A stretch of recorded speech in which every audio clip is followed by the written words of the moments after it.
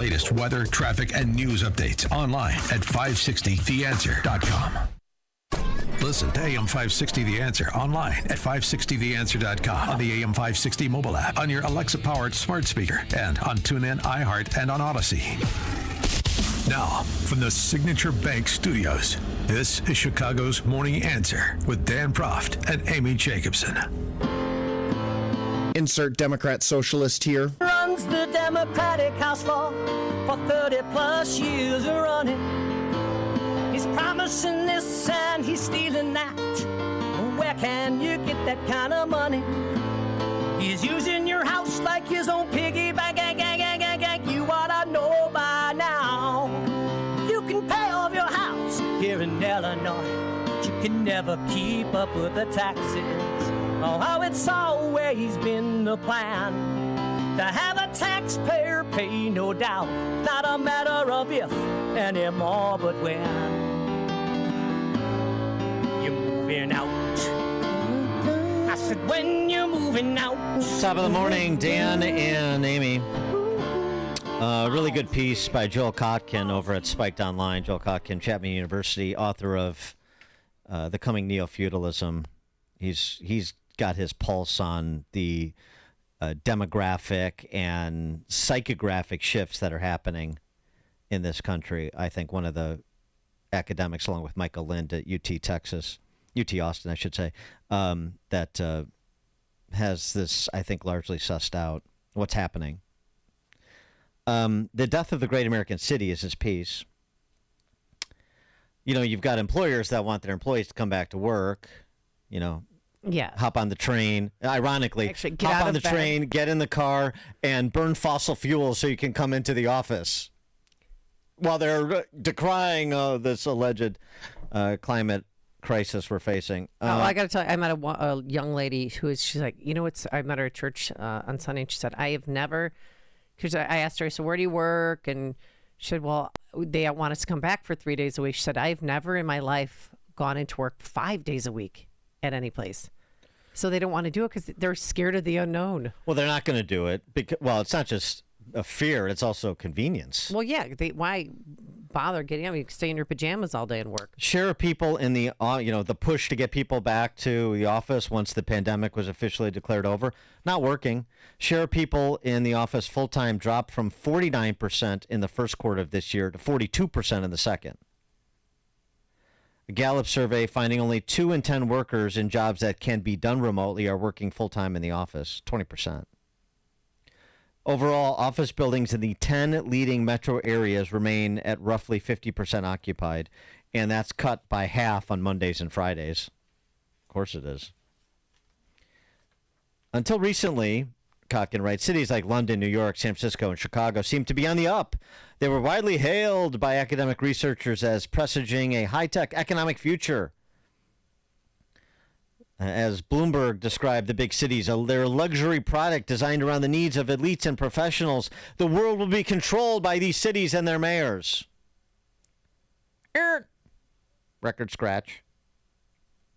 In point of fact, they've been in decline for a while, and it's only accelerated during the lockdowns and the rioting. So the summer of 2020 and the couple of summers after. Office occupancy, writes Kotkin, has actually been declining since 2000. By 2019, the construction of new office space had dropped to 1/3 of the rate of 1985 and half that of 2000. And the wealthy and the educated continued to shift to the suburbs and exurbs. You also have this dynamic. In some parts of Chicago and Philadelphia, young men now have a greater chance of being killed than American soldiers did when serving in wars in Afghanistan and Iraq.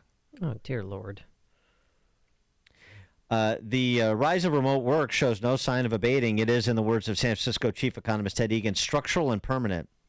Stanford economist Nicholas Bloom suggests that remote workers will constitute a permanent 20% of the workforce at least, more than 3 times their pre-pandemic share. It was happening slowly. Now it's happening more quickly. Study from the University of Chicago suggests online work could account for as much as 1/3 of the workforce. 70% of new startups offer remote employment options. Nearly a majority, 46% of workers today, are able to work from home for at least part of the week, while, as I mentioned, 1 in 5 can do so all the time. And so the consequence is the Marxists who run these cities are going to face a cash crunch. The financial loss in general, to give you an example, real estate values are estimated to have fallen by $800 billion across Beijing, Houston, London, New York City, Paris, Munich, San Francisco, Shanghai, and Tokyo. This is potentially a huge blow to large and politically connected investment funds, including Blackstone, now the world's leading backer of office space. The Atlantic reports another $1.5 trillion in commercial property loans is due for repayment by 2025. So you're going to see, I think, a lot more defaults in the coming months and years. Kotkin writes, the crunch is coming. It won't be pretty. Despite optimistic predictions of a widespread return to the office, zombie office space seems likely to haunt the urban real estate market. Every year that remote work becomes more baked into the system as more people move even further from urban cores, attempts to frog march people back into downtown office seems likely to falter. The implications for the politics, society, and urban demographics could be profound. He says, I think, will be profound. We could see power and influence switching from the masters of the high rise to the households of the hinterlands. Well, that would be progress. We still got problems with some of those households in the hinterlands, take suburban Chicago, but it's still a devolution of power away from the city kleptocrats. That's a beginning, I suppose. For more on all this, please be joined by Ted Dabrowski, President, Wirepoints, wirepoints.org, all things Illinois policy related, for our weekly conversation on all things Illinois policy related. Ted, thanks for being with us. Appreciate it. Hey, good morning, Dan. Good morning, Amy. That was pretty optimistic stuff we just heard. Well, optimistic about places not named Chicago, New York, San Francisco, L.A., and so forth.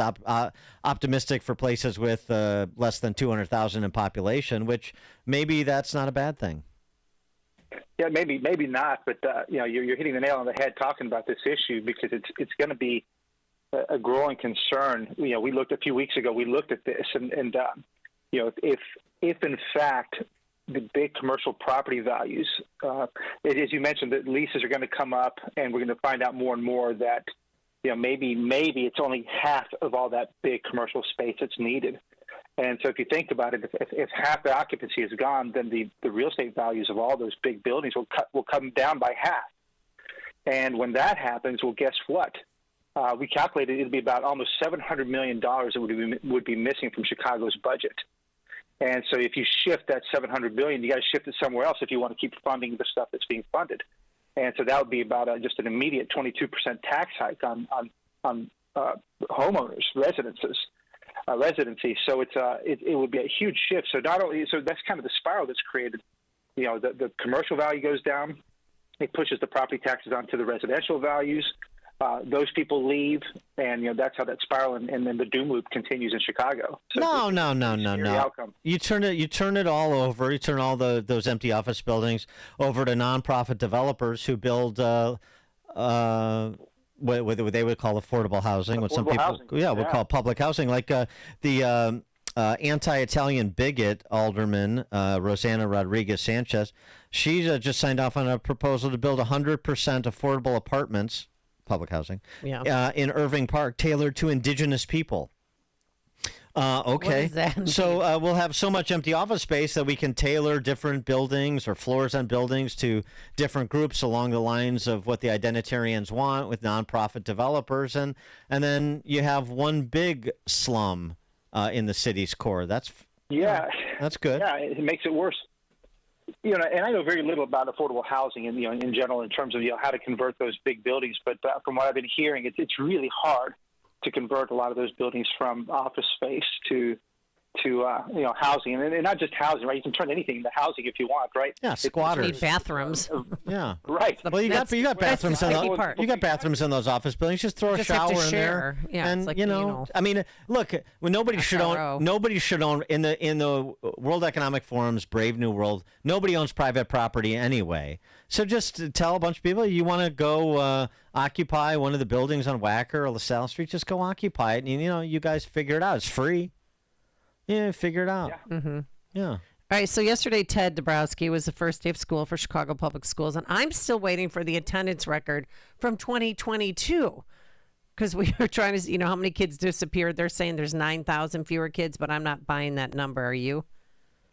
Well, it's hard to say because we're going to have at least from what I'm seeing in the news, a couple thousand from the immigration, all the moved people from Texas and Florida. So there's going to be for the first time some new kids in school rather than only being outflow. But I'm skeptical too. The numbers have gone down. We all know it. It's over 120,000.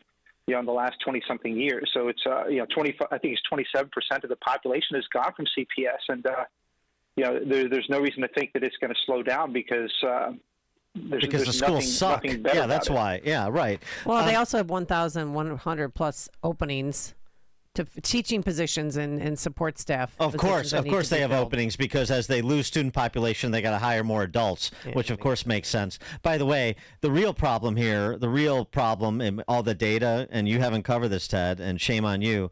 The real problem with the data that you've recorded and published about poor academic performance in Chicago is climate change. That's why the scores are so low. This comes from no less than professors at the Department of Public Policy at UCLA. We find hotter temperatures during the school year affect the rate of learning. We're now looking at how more days above 85 and more days above 90 in the school year will affect test scores. And so right now, kids should be out of school this week because it's too hot to learn how to read or do math.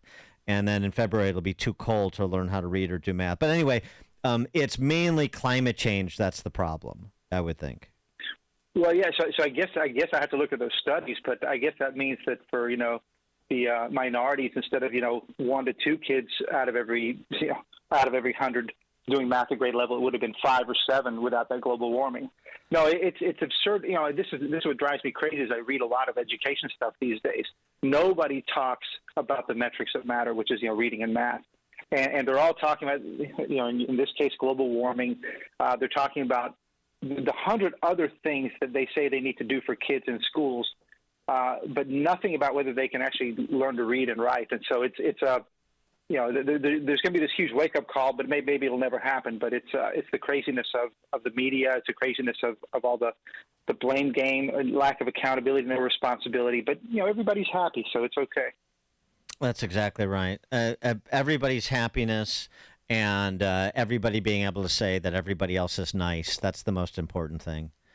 Being nice and being happy are the most important things, not accomplishing anything, not having any particular skill sets, not putting the work in, not having systems that respect those financing it as well as those who matriculate through it. None of those things matter. What matters is being nice, saying a kind word, repeating a beautiful lie, and being happy about it. That's what's important. Yeah, along those lines, Dan, it's Johnson's 100 days tomorrow. It's for first 100 days, and one of the things killing it. For me is, he's killing it. Everybody's getting along, and this is something that's really important. Is everybody's getting along. There's harmony again, much like when Rauner was kicked out. Rauner created so much chaos, and I wasn't a fan of Rauner. I didn't think he did a good job. But one thing he did do from time to time was take on the system. Mm-hmm. And now, the Pritzker with Welch and Harmon, they all get along. They pass everything they want. There's harmony, but harmony means it's bad. Harmony is bad because they're passing all the bad things because they can. And you're seeing some of that right now with Johnson in this 100 days. He was touring his school yesterday, and guess who he's touring it with? The CTU members, the CIU members. It's harmony again, and guess what? Watch your wallet and watch your because they're in trouble. Stacey Davis Gates was right with Mayor Johnson. Yeah, and then she gets on the horn too and gives interviews, and this is what place. Exactly not her place. You should your Stacey Davis Gates obsession, honestly. CTU, yeah, we get it. Stacey Davis Gates and Brandon Johnson and SEIU, they're all in it together. When Mayor Lightfoot and other mayors would, welcome kids on their first day of school, the CTU was nowhere near that location or sharing the mic or sharing a press conference. But these are new times. Well, the point is that, when all this bipartisan agreement and we need to forge agreements and so forth. No, you need to forge deals that are rooted in advancing the interests you said you would advance. But we've now redefined that phrase to mean, everybody agree. And that's when you should be particularly afraid. When everybody in office is agreeing, that's when you better grab your wallet and your kids these days. And that's not properly understood. Do have to ask you about this since you're a North Shore resident. I'm very concerned that fighting is going to break out on the border between Wilmette and Evanston over this number of concerts at Ryan Field. Is there any way you think you may be able to step in and broker a peace before it gets ugly there between the, the Birkenstocks and the Manolo Blahniks? Well, Dan, I'm pretty close to the line. When there's a big game, if Michigan is playing at Northwestern, I've got cars parked outside my house. So I have a big thing in there. I'm going to step in and see if I can, calm the gangs down between the Wilmette crowd and the Evanston crowd. But I don't know if I can do much. It's a big move. Yeah, I wouldn't want to. I've been to the Wilmette train station, passing off flyers in the day and so on and so forth. I wouldn't want to get in between those ladies of Wilmette and Evanston. Oh boy, there'd be more contact between those two groups than there will at a Northwestern football game. Ted Dabrowski, President Wirepoints, wirepoints.org, all things Illinois policy related. Thanks, Ted. Thank you, guys. Thank you, and he joined us on our turnkey.pro answer line. Listen to Dan and Amy on your smartphone. Download the AM 560 mobile app today at 560theanswer.com/mobile. This is Jerry Boyer for townhall.com. I attended the annual shareholder meeting of the video streaming company Vimeo and had the opportunity to question the CEO, Anjali Sood,